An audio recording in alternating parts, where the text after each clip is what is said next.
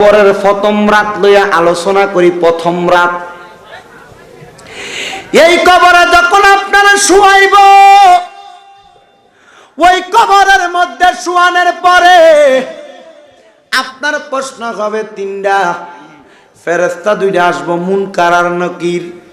দুইজন ফেরেশতা আইসা প্রশ্ন করব, হু আর ইউ, কে আপনি, এটা বলবে না। মানান্তা, কে আপনি, এটা বলবে না। দাঁড় করাইয়া শুধু বলবে মান রব্বুকা, তোমার রবকে, তোমার প্রভুকে, তোমার প্রভুকে। প্রশ্নটা বাংলাতে না আরবিতে? আরবি ভাষা পারনি?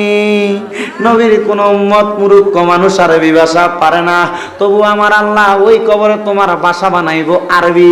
তুমি যদিও না পারো, যদি তুমি তোমার মাওলারে চিনো, নামাজি হও, নামাজের ভিতরে দৈনিক 300 বার আল্লাহর সুবহান রাব্বিয়াল আলা বলো, আল্লাহু আকবার কইয়া রুকু সাজদা দিয়া যখন আল্লাহরে ডাক দাও, যদি এমন একটা কলব হয়, আপনারে প্রশ্ন করব মান রাব্বুকা, আরে বান্দা তুই নিজে উত্তর দেওয়া লাগবো না। যে জবান দিয়া সিজদার ভিতরে যাওয়ার সময় সুবহান রাব্বিয়াল আলা ফরসল, সিজদার ভিতরে যাইয়া সুবহান রাব্বিয়াল আলা ফরসল, যেই জবানটা দিয়া আল্লাহু আকবার বলছল, খোদার কসম রে আমার আল্লাহ এই ঠোঁটগুলারও জবান খুলা দিব। ঠোঁটগুলা ডাক দিয়া কইব রব্বি আল্লাহ, রব্বি আল্লাহ, রব্বি আল্লাহ। আর জোরে কয় না সুবহানাল্লাহ। এবার সাহাবীরা একটা ডাক দিয়া কয় নবী গো, ইয়া রাসূলুল্লাহ, নবী গো আপনার কাছে জানতে চাই নবী গো, 2 নাম্বার প্রশ্নটা কি? এবার আমার নবী কয় 2 নাম্বার কবরের প্রশ্ন হইল ওমান দিনুকা, তোমার ধর্ম কি? এই বন্ধুরে, ধর্মটা ইসলাম সবাই জানে, মুরুক্ষ হোক, রিকশার ড্রাইভার হোক, হে জানে হে মুসলমান। কিন্তু ওই কবরের ভিতরে গেলে তোমারে যখন প্রশ্ন করব, ওই প্রশ্নের জবাব তুমি দেওয়া লাগবে না, ওই প্রশ্নের জবাবটা তোমার জবান নিজে নিজে দিয়া দিব। আর আমার নবী কয় লোকটা যদি ইমানদার, ইমানওয়ালা হয়, আমি নবী ওই লোকের প্রশ্নের জবাব দিয়া দিম।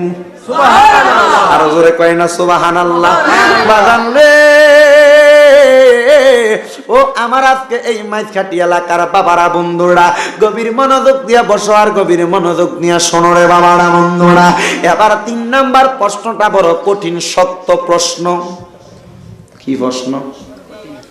এই স্টেজের পিছনে প্যান্ডেলের বাইরে সিগারেট খায় কাটারে, ধরে তাড়াতাড়ি বাইরে লাঠি লয়ে যা। ওদের কেটে সিগারেট খায়, ধরে যা, লাঠি লয়ে যা। ওদের সিগারেট খায়, ধরে ফিরতিনি রে। শয়তান আইছে মাহফিলের ভিতরে, একটা শয়তান, মাহফিলের বাইরে শয়তান এনে গন্ধটা সহ্য হয় না। ধরে থেকে লাইতে ফিসা মারার, ফিসা মারা শয়তান। গন্ধ পুরোটা স্টেজ গন্ধ হয়ে গেছে। ফিসা মারা, আল্লাহ এর হেদায়েত করুক। আমিন কস না গিলে হুজুর আমিন ক। শয়তান পুরো মাহফিলে একটা আসলো না, একটা আইছিল ঠিক নেও, আসলো না। আল্লাহ বোঝার তৌফিক দাও। 2টা প্রশ্নের উত্তর দিব আমার নবী, মারহাবা কয় না? 3 নাম্বার একটা প্রশ্ন করা হইব, ওই সময় আমার নবী তোমার সামনে দাঁড়াইয়া থাকবো রে। এ আমার মা বোনেরা, নবী যদি চিনতে চাও, নবীর পথে চলাফেরা করো। আমার নবীর হাদিস বলছিলাম বাবারে, আমার নবী কয় কুল্লু উম্মতি ইয়াদখুলুনাল জান্নাতা, সকল উম্মত আমি নবীর জান্নাতি। মারহাবা। আরো জোরে কয় না মারহাবা। আমার নবী কয় সকল উম্মত জান্নাতি ইল্লা মান আবা, তবে মনে রাখো মুসলমান, ক্বালা মান আতানি দাখালাল জান্নাতা, যারা আমি নবীর পথ মতে চলবে, আমি নবীর ইতাআত করবে, আমি নবীরে ভালোবাসবে, আমি নবীর সুন্নাত আমল করব, ওই উম্মতগুলা জান্নাতি। ওয়ামান আসানি ফাকাদ আবা, আর যারা করবে না তারা হবে জাহান্নামী। নবী গো, তাইলে আমরা তো আপনি নবীর আমলগুলা করতাছি না, আপনি নবীর দেখানো পথ মতে চলি না, তাইলে আমরা কি জাহান্নামী হইয়া যাবনি? আমার নবী তো হাদিসের মধ্যে এই কথা বলেছেন, কিন্তু আমার নবী বলেন শোনো শোনো শোনো, শাফাআতি লি আহলিল কাবাইরি মিন উম্মতি, আমি নবীর কিছু এমন গুনাহগার বড় বড় কবিরা গুনাহ করনেওয়ালা উম্মত থাকবো, আমি নবী ওই কবিরা গুনাহ করনেওয়ালার জন্য শাফাআত করব। ইয়া রাসূলুল্লাহ কেন গো? আপনার কাছে আমরা জানতে চাই। আমার নবী কয় ওই শাফাআত করব কেন জানোনি? কবিরা গুনাহ করার পরেও ওই উম্মতের অন্তরে মুহাব্বত থাকবো, ওই উম্মতের অন্তরে নবীর ভালোবাসা থাকবো, নবীর সুন্নতের আমল থাকবো, এই জন্য আমি দয়াল নবী তারে জান্নাতে লইয়া যাইমু। আমার নবী ডাক দিয়া কয় উম্মত প্রশ্ন করব 3 নাম্বার, আমি নবী সামনে থাকবো, আমি নবীরে যখন তোমার সামনে দাঁড় করাইবো তোমার আঙ্গুল দিয়া দেখাইয়া দিব ওয়ামান হাজার রাজুল, এই ব্যক্তিরে চিননি, এই ব্যক্তিরে চিননি, এই ব্যক্তিরে চিননি। যদি তুমি সুন্নত তলা হও, নবীর সুন্নত মানো, 5 ওয়াক্ত নামাজি হও, নবীর সুন্নত দাড়ি তোমার মুখে থাকে। অনেকে মনে মনে কই হুজুর আপনার মুখ তো দাড়ি নেই, আমরা কোন কি লেগে হুজুরের দাড়ি উঠছে না, এখনো 2-1টা দেখা যায় আছে আছে না, শেভ করছি না অনেক হুজুরের চা খাইতেন না, ওখানে চা খাইতাম কেন? চা কথা চাও লাগে, বেজার লাগে, চা লাগে বেজার লাগে তাই হিসাবে না চলতো না, কফিও লাগতো না, পুঁজি বেশি লাগবো। কবরে প্রশ্ন করব 3 নাম্বার, মাত্রা টান দিছে। কবরে প্রশ্ন করব 3 নাম্বার, ওয়ামান হাদার রাজুল, দেখো তুমি এই ব্যক্তিরে চিননি, উনি কে? যদি নবীর সুন্নতের আমল আপনার থাকে, আপনি আমার নবীরে চিনা লাগবে না, আমার নবী আপনারে চিনা ফালাইব। আপনারা বলেন পাঞ্জাবি পরা কার সুন্নত? জোরে কয় না। পাগড়ি পরা কার সুন্নত? মাশাআল্লাহ। টুপি পরা কার সুন্নত? নামাজ পড়া আল্লাহর ফরজ ইবাদত, আবার সুন্নত আছে, নবীর আছে না নাই? বাগান রে, যখন আপনি নবীর সুন্নতলা হইয়া যাইবেন, আমার নবী ডাক দিয়া কয় উম্মত এই সুন্নত গুলা, টুপি পরা সুন্নত, কবরে টুপি লইয়া যাননি? কবরে টুপি দেয়নি না। পাঞ্জাবি পরা নবীর সুন্নত, কবরে পাঞ্জাবি পাগড়ি। আমার নবী কয় ওই কবরে তোমার একটা সুন্নত, দাইমি সুন্নত থাকবো। চিন্তা করো বাবারা, দাঁড়াদাড়ি শেপ কইরা ফালাও, যারা দাড়ির মধ্যে খুর দিয়া টান দাও, যারা দাড়ি ছাড়াইয়া ফালাও, বাবা কবরে যাওয়ার পরে যদি তোমার এই মুখের মধ্যে নবীর সুন্নত দাড়ি না দেখা যায়, প্রশ্ন করব আমার হাজার রাজুল, প্রশ্ন করব আমার হাজার রাজুল, এই ব্যক্তিরে চিননি? আমার নবী যদি তোমার মুখে দাড়িগুলা না দেখা কয় আমি তোরে চিনি না, কোনো উপায় আসেনি?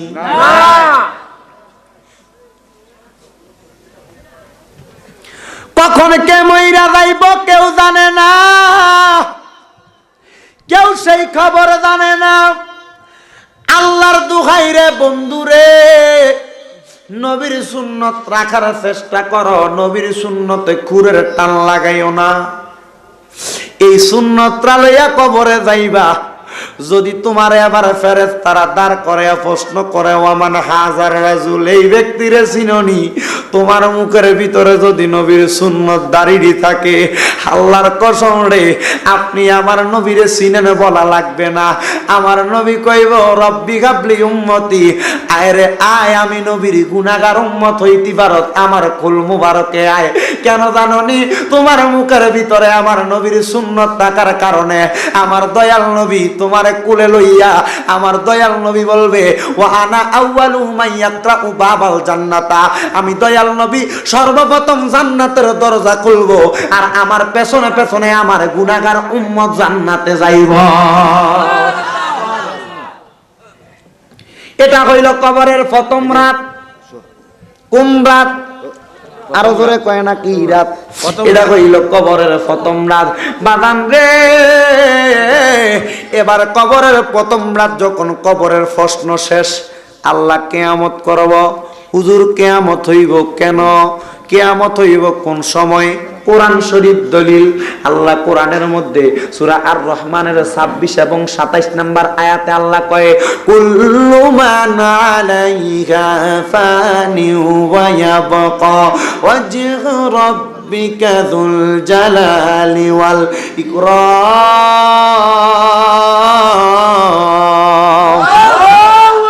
কুল্লু মান আলাইহা ফান, তোমরা যা দেখতে পাও সব ধ্বংস হইয়া যাইব।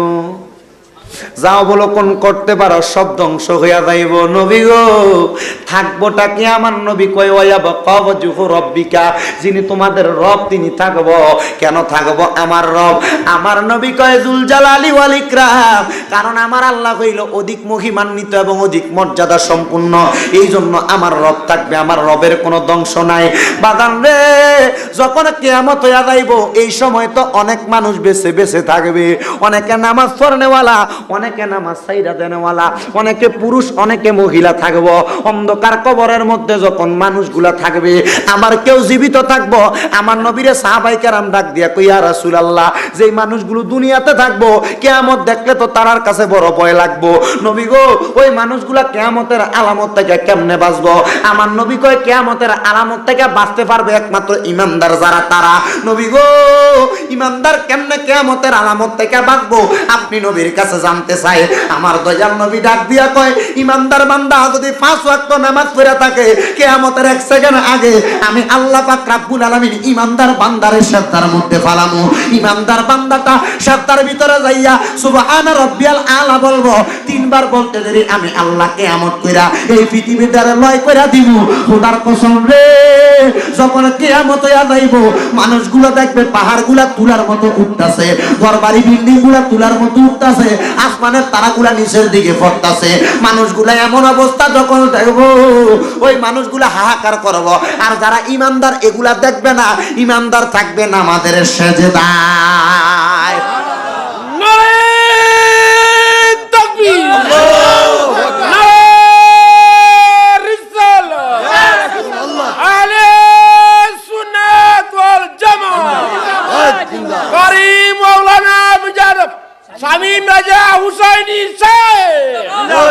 সাহাবীরা একটা ডাক দিয়া কয়, নবী গো,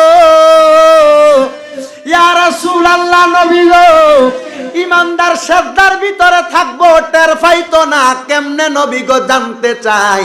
আমার নবী কয় ঈমানদার সিজদার ভিতরে সুবহান রাব্বিয়াল আযীম, হ্যাঁ কি জানা ও আলা আলা, আপনারা তো ভুল ধরবেন তো, আমি নিজে ইচ্ছা করে ভুল করব, আপনারা বলতে সুবহান রাব্বিয়াল আমার জোরে কই না। আর বেঈমান মুসল্লি, সোরা মুসল্লি নামাজের ভিতরে যায়, জুমার নামাজ পড়তে যায়। আপনার এলাকায় আছে কিনা জানি না, জুমান আর কিতা আছে আমি কইছি নি, চুপ করছ কেন? ব্যাপার লাগা। জুমার নামাজ পড়তে যায়, খুতবাদের সময় ইমাম সাহেব লইয়া দাঁড়ায়, অথবা অনেক সময় আল্লাহু আকবার কই রুকুতে যাওয়ার আগে কোন রকম দৌড়াইয়া যায়, থারবাইন্য যুগ করে আল্লাহু আকবার কইয়া দাঁড়ায় আছে না এমন মুসল্লি? শুধু এই মুসল্লি না, ইমাম সাহেব সালাম ফিরাইছে মুনাজাত দেওয়ান সারা ঠাস করে বাইরে আসে, পরের বাদাল জুমা পড়েন এমন মুসল্লি আছে না নাই? শুধু এইটা না, বাদাল দূরের কথা, ইমাম সাহেবের পিছনে সালাম না ফিরিয়া মুনাজাত তো করে না এমন মুসল্লি আছে না নাই? বাদান রে, এই মুসল্লি নামাজের জন্য মসজিদে যায় না, জুতা চুরির লেগে যায়, জুতা চুরি সিজদার ভিতরে যায় কয় সুবহান রাব্বিয়াল আলা, কাজ জুতাটা বালা, কাজ জুতাটা বালা। যদি তোমার নিয়ত হইতো নামাজ পড়বা, যদি তোমার নিয়ত হইব নামাজ পড়বা, খুতবা দেওয়ার সময় মসজিদে যাইতা না, নামাজ শুরু হওয়ার আগে যাইয়া সুন্নত পড়তা। আরে যদি আর চাইতে বড় নামাজি গো, মসজিদে ঢুইকা দুখুলুল মসজিদ পড়তা, তাহিয়াতুল উজুর পড়তা, মসজিদে ঢুইকা তুমি ওই জায়গার মধ্যে কাবলাল জুমা পড়তা, মসজিদে ঢুইকা পরে ইমাম সাহেবের লগে খুতবা শুনা তোমার মূল শূন্য মূল জুমার নামাজ পড়তা, মূল জুমার নামাজ পড়া বাদাল জুমার নামাজটা পড়তা, আর 2 রাকাত সুন্নত পড়তা, 2 রাকাত নফল পড়তা।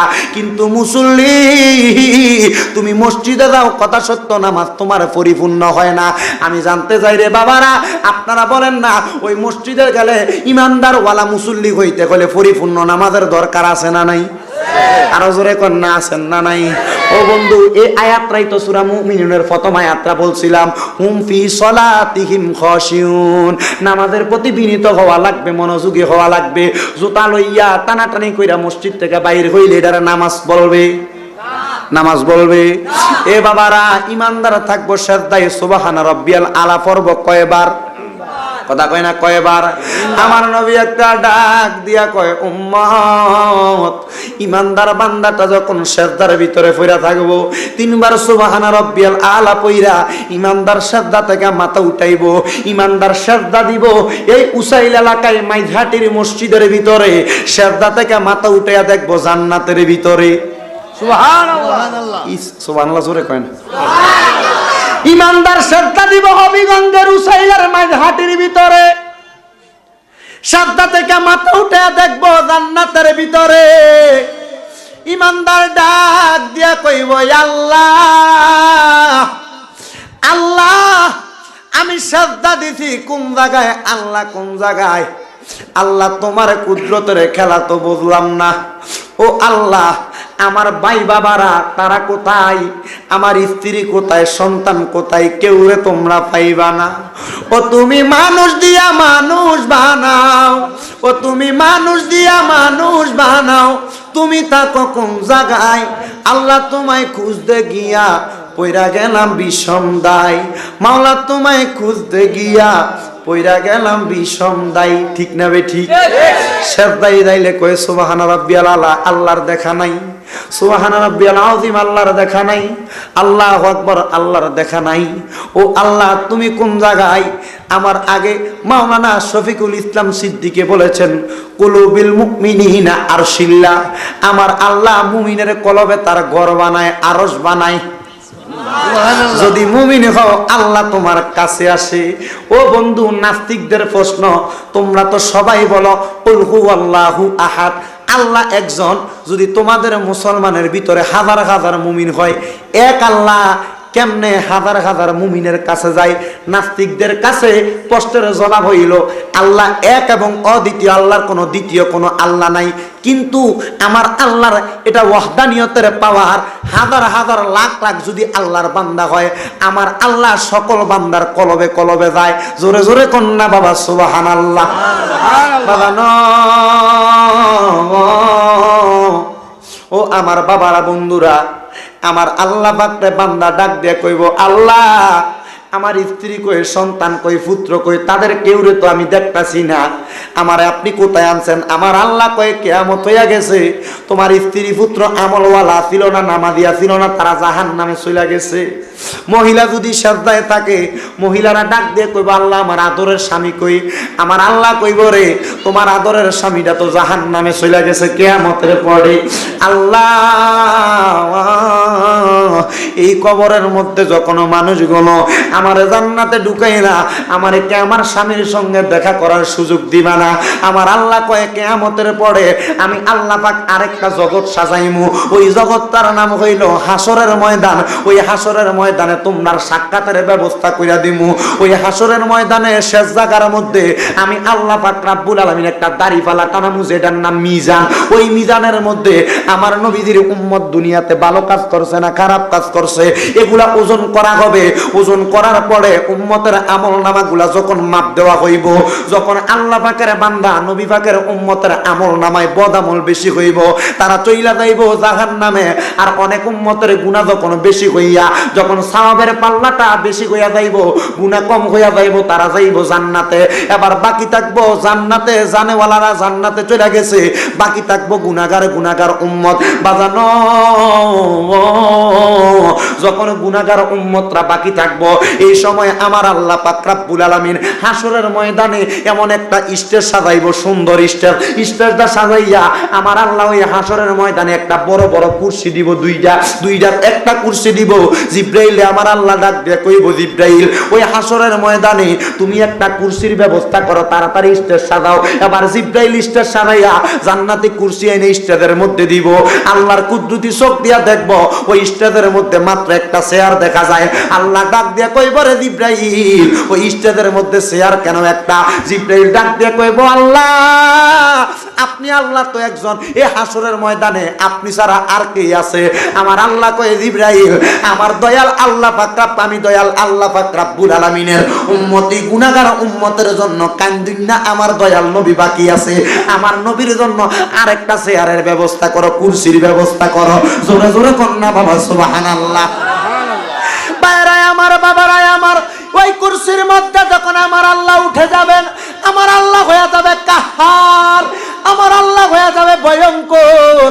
ওই হাসরের ময়দান, কবর থেকে চলে আসলাম, হাসরের ময়দানে যখন আমার আল্লাহ আল্লাহর কুরসির মধ্যে বৈশা যাবে, আমার দয়াল নবীর কুরসি মুবারক থাকবে, আমার আল্লাহ ডাক দিয়া কইব জিবরাইল আমার হাসরের ময়দানে মানুষ আসার আগে সর্বপ্রথম আমার দয়াল নবীরে ওই কুরসির মধ্যে আনো। জিবরাইল ডাকবো আমার দয়াল নবীরে, এবার ওই রওজা মুবারক থেকে হাসরের ময়দানে তোলা হবে। আমার দয়াল নবী হাসরের ময়দানে যখন উপস্থিত হইয়া যাইব, উপস্থিত হইয়া আমার নবী হাসরের ময়দানে দাঁড়াইয়া কইব আমার উম্মত কোথায়? আমার আল্লাহ কইব জিবরাইল নবীর উম্মতরে হাজির করো। নবীর উম্মত যখন আসবে দেখবে অনেক উম্মতের মুখগুলা কালা কালা হইয়া রইছে, অনেকে গামের সাগরে হাসরের ময়দানে বাঁচতাছে, অনেকের মুখ দিয়া চোখ দিয়া রক্ত ফোটতাছে, অনেকে কান্না করতে করতে বুকে ব্যথা শুরু হইয়া গেছে, অনেকে কাঁদতাছে। আমার নবী আল্লাহর কাছে সেজদায় পড়া যাইব, ওই হাসরের ময়দানে সেজদার মধ্যে পড়া ডাক দিয়া কইব মাবুদ আমার উম্মতের কি কইল? কানতে কানতে দি চোখ দিয়া চোখের পানি না পইরা রক্ত বাইর হয়। আমার উম্মত দি দেখতাছি কানতে কানতে বুকগুলা ব্যথা হইয়া গেছে, আমার উম্মতের বুকগুলা ফুলা গেছে।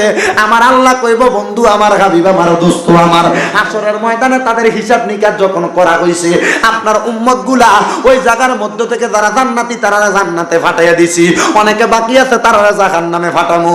আমার নবী সেজদায় পড়বো, আল্লাহ কইব জিবরাইল আমার বন্ধুরে বলো সেজদা থেকে মাথা মুবারক উঠাইতো। আমার নবীরে যখন ডাক দিয়ে কইব নবী গো, ও মায়ার নবী, ও দয়াল নবী রহমাতাল লিল আলামিন নবীজি, ইয়া রাসূলুল্লাহ ইয়া হাবিবাল্লাহ নবী গো, ও নবী আপনি আপনার মাথা মুবারকটা তুলেন না। আমার নবী কইব রব্বি হাবলি উম্মতি। নবী যখন কানবো, আমার দয়াল নবী যখন সাদ্দায় পুরা পুরা কানবো, বাদানো ওই দয়াল নবী রহমাতাল লিল আলামিন নবী যখন কান্নাকাটি করব, কান্নাকাটি করার সময় আমার দয়াল নবীর আল্লাহ কইব নবী আপনার উম্মত মাফ কইরা দিছি, মাথা মুবারক উঠান না। আমার নবী মাথা মুবারক উঠাইতো না। নবী গো কেন মাথা মুবারক উঠান না? কয় আমার উম্মতরে মাফ করছে, জান্নাতি বানাইছে না, উঠাইতাম না। আল্লাহ কয় হাবিব হাসরের ময়দানে আপনি নবীর যত গুনাহগার উম্মত থাকবো আমি মাফ কইরা দিলাম। নবী গো, ও নবী আপনার উম্মত জান্নাতি। নবী মাথা মুবারক তুইলা কইব গফুর গাফার নামে তোমার আল্লাহ, ও আল্লাহ, ও বলেন রহিম রহমান নাম তোমার আল্লাহ, ও আল্লাহ, ও বলেন রহিম রহমান নাম তোমার আল্লাহ, আল্লাহ, ও আল্লাহ, বলেন গফুর গাফার নামে আল্লাহ, আল্লাহ। তাইলে ওই নবীর ভালোবাসা সবার অন্তরে আছে না নাই? ওই নবীর মুহাব্বত সবার অন্তরে আছে না নাই? আল্লাহ